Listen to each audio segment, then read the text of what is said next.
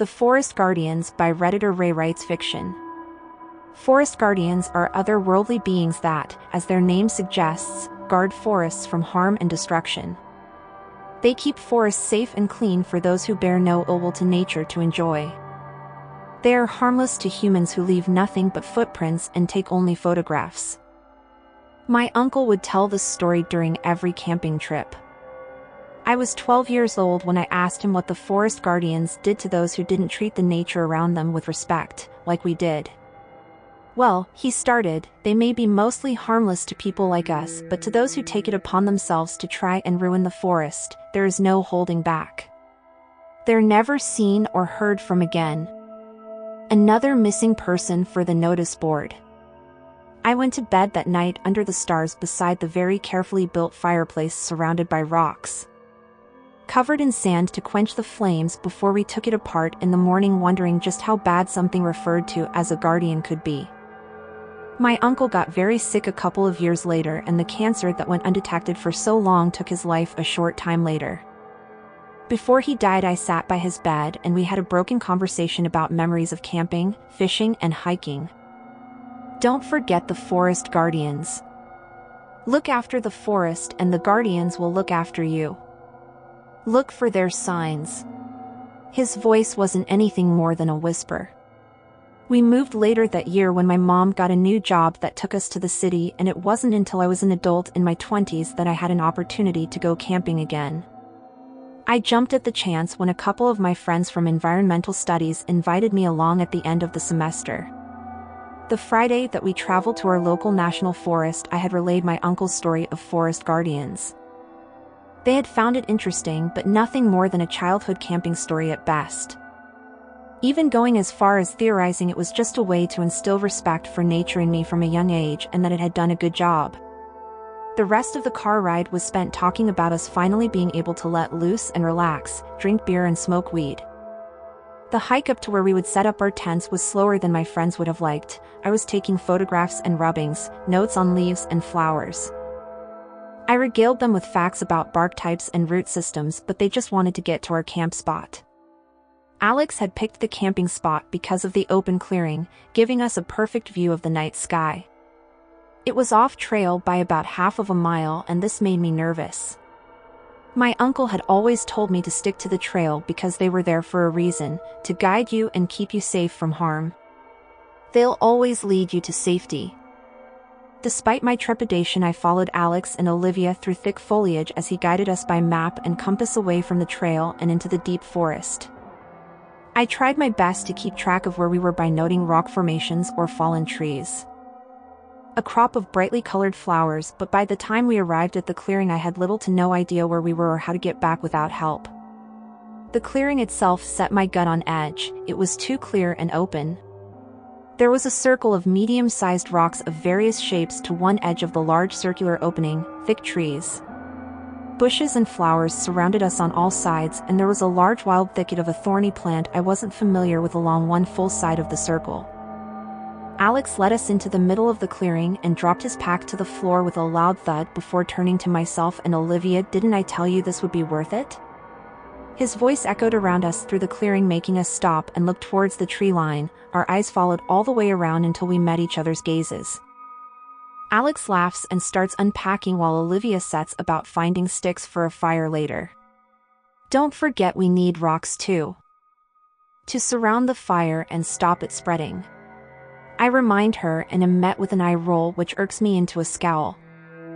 I just don't want to take any chances of the fire spreading.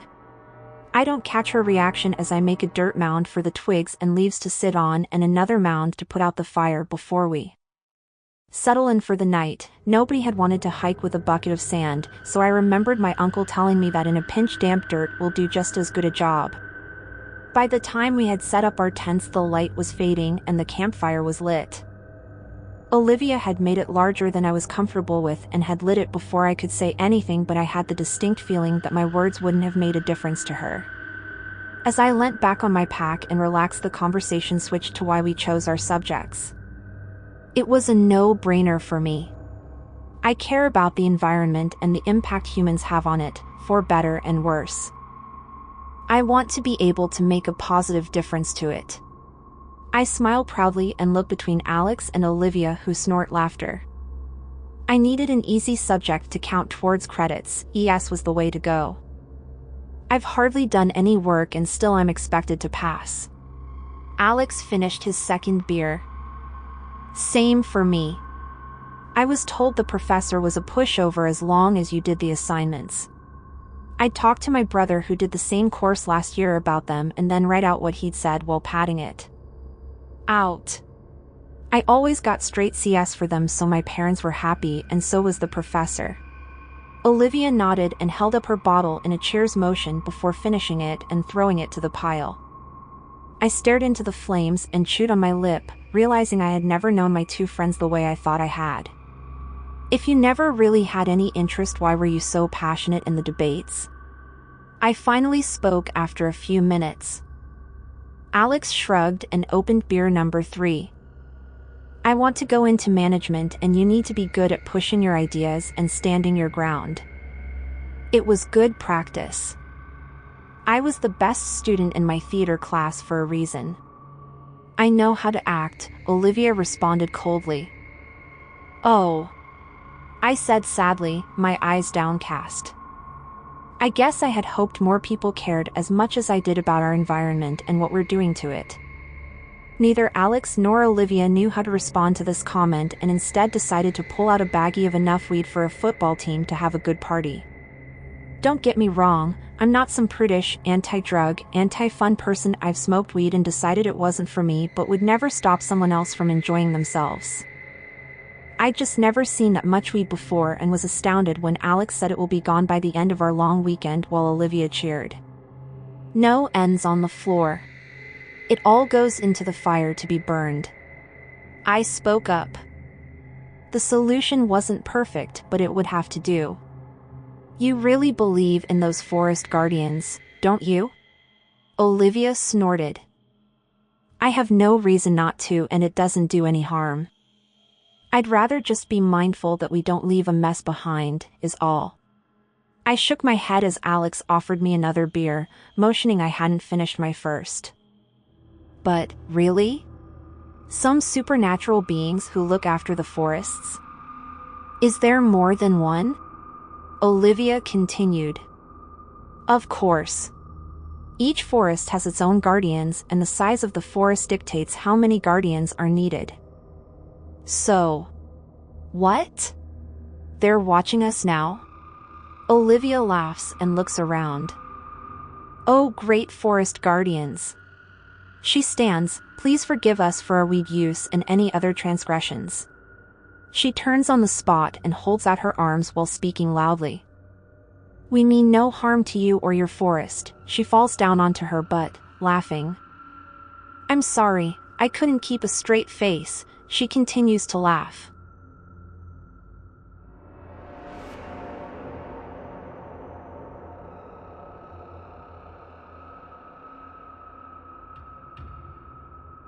You know you can be a real asshole.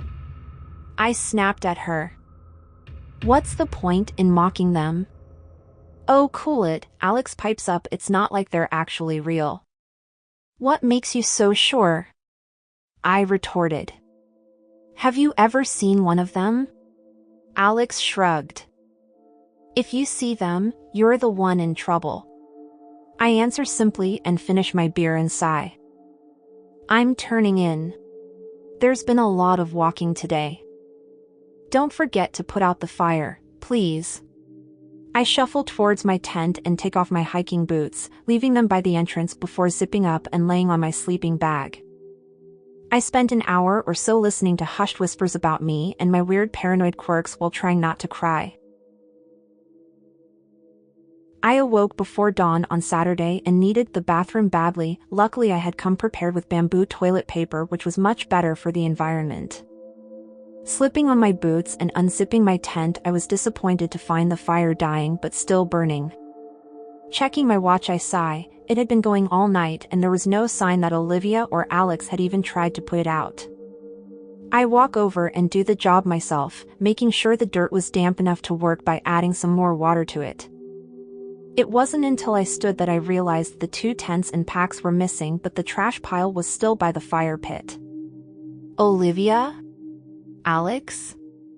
I called into the lifting darkness and waited for an answer that never came. When did they leave? Why did they leave? Hello? I call out again and hear a twig break in the distance. My need to use the bathroom was quickly forgotten as I bagged up the trash into my pack and took down my tent. As I took apart joining poles, I came across a wreath hanging from one of them. It was made of unidentifiable leaves, foliage and flowers. Even my torchlight didn't help me with what it was made of, but there was no question of who or what left it for me. Look out for their signs, my uncle had said, and I had asked what he meant.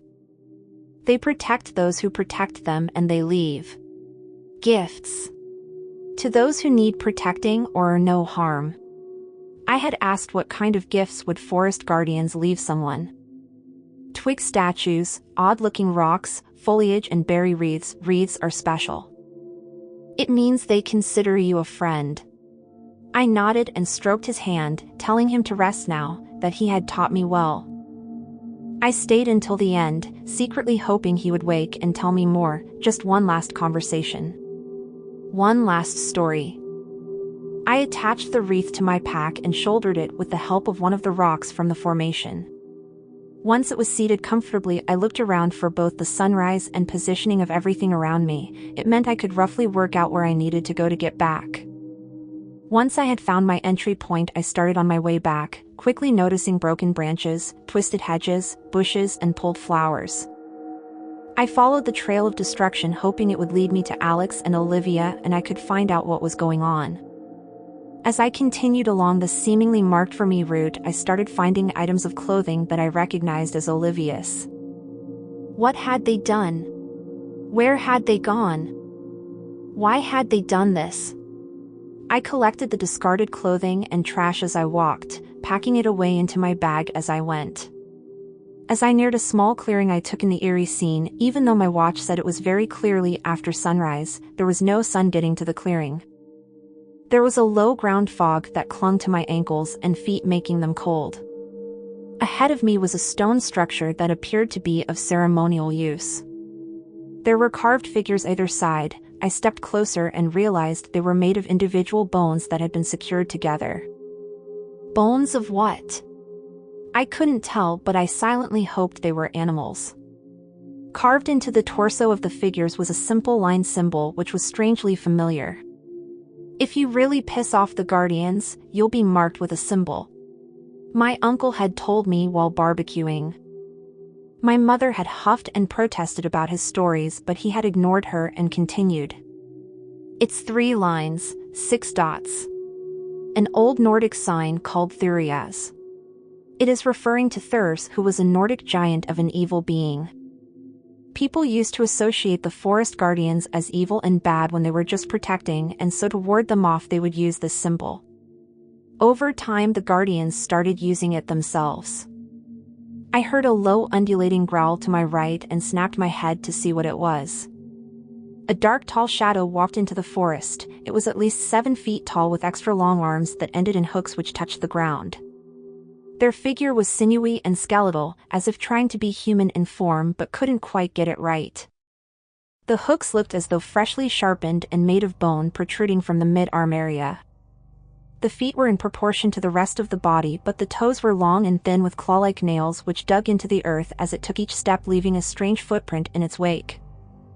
The figure stopped and looked at me. The face was a blank slate with only indents where eyes, nose, and mouth should be.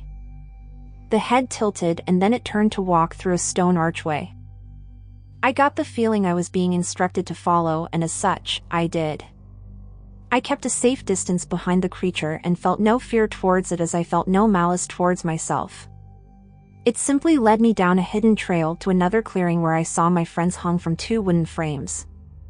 2 stone brazier-type structures were ablaze beside the frames, and directly in front was a large dugout pit that I couldn't see in. More figures like the one that led me here were hidden in the tree lines all around us. Olivia looked over at me and screamed for help. She was naked and covered in cuts as if she had been dragged through the underbrush. Her hair was knotted and dirty with mud and sticks. Carved into her stomach and dripping blood was the same symbol from the bone figures. I looked on, taking in everything else, and my eyes came to rest on Alex, who was also naked, dirty and bloody. The symbol was cut into the top of his thigh. He made no noise, and I noted the blood down his chin and chest. "Please! Help us!" Olivia called out, and her following scream echoed around the silent space as if it couldn't escape into the trees, like we were all in a bubble that closed us off from the rest of the world. I tried to speak, but nothing came from my mouth except a croak. I had so many questions to ask but couldn't speak them at all. My vocal cords wouldn't cooperate, and instead I closed my mouth and just watched. The creatures seemed to communicate in grunts and growls, low rumbles that I felt more than heard.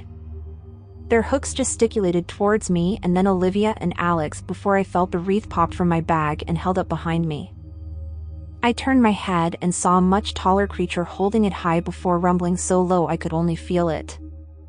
The others looked at the wreath, which was then placed on my head. They bowed their own heads and turned attention back to my friends. "Oh God, please! Please help!" Olivia was sobbing my name and begging, but I didn't want to help her or Alex. My feet were firmly planted to the floor, and even if I did want to help, I couldn't move. Alex lifted his head and let out a keening, wailing noise. Blood seeped from between his lips and poured down his chest when he opened his mouth to reveal the missing tongue. I didn't wince or turn away. I didn't feel sick. I understood. These creatures were the forest guardians. These beings were keeping the forest safe from those who didn't respect it. My uncle never told me what happened to those who were caught by the guardians. He would go silent and shake his head before changing the subject, and now as I watched the guardians moving I understood why. They started with Alex. A hook held up his face from under his chin, moved his face from side to side. I could see the fear in Alex's eyes as another guardian stepped behind him and cut him open down his spine. I didn't need to see what they were doing to know what was happening. The cuts were precise and slow to prolong suffering. His grunts and cries of agony were muffled by the tree line as he was painstakingly skinned alive. He was passed out before they had finished his arms, and I dare say dead, before that had completed his torso. I hoped he was dead. Olivia screamed while watching the skinning because she knew she was next. The skin was held up in triumph before her and laid on a stone slab that I hadn't noticed before. It was similar to the first I had seen in the previous clearing, and I wondered if it was an altar of some sort used by the guardians for offerings. Next they removed fat, muscle, sinew, all internal organs until they had only his bones. They picked out the largest bones, considered their shapes and dimensions before discarding what they didn't want in the pit. Olivia was hyperventilating, and her screams had become rough from the damage she had done to her vocal cords. I was mesmerized by what was happening in front of me. I was disgusted and amazed and proud and angry all at the same time. But I understood it needed to happen. The process was repeated on Olivia, and I had an errant thought about what had caused them to cut out Alex's tongue. I wonder if he had run his mouth, as if he could have stopped any of this by doing so. These beings are as old as time. None of his words would ever strike fear into them. They had seen it all, feared nothing, and survived. They would continue to survive. By the time I had come out of my thoughts, Olivia had either passed out from shock or died. Her screams had fallen silent, and there was only the sound of skin being cut and removed. They repeated the full process on her and again discarded the bones they didn't want into the pit. The guardians disappeared into the forest tree line, and I was alone. The spell was broken, the bubble popped, and the sun was shining onto the altar. Birds started to sing, and I waved my hand in front of me as insects buzzed about. I turned and began to walk. I didn't know where I was supposed to walk, but I followed the cracking of twigs until they led me to a flowing river, and I realized I hadn't had any water in hours. My watch showed me it was after midday, and I knelt by the water to drink from my cupped hands. After only a few moments listening to the water and the wildlife, I again stood and started walking, following the sounds of more breaking twigs. rustling bushes and low rumbles until I was on a marked trail with signs pointing in various directions. Before starting towards the car park, I turned in the direction I believed the guardian was hiding. "Thank you." Something was thrown at my feet and I looked around the floor to see a pebble.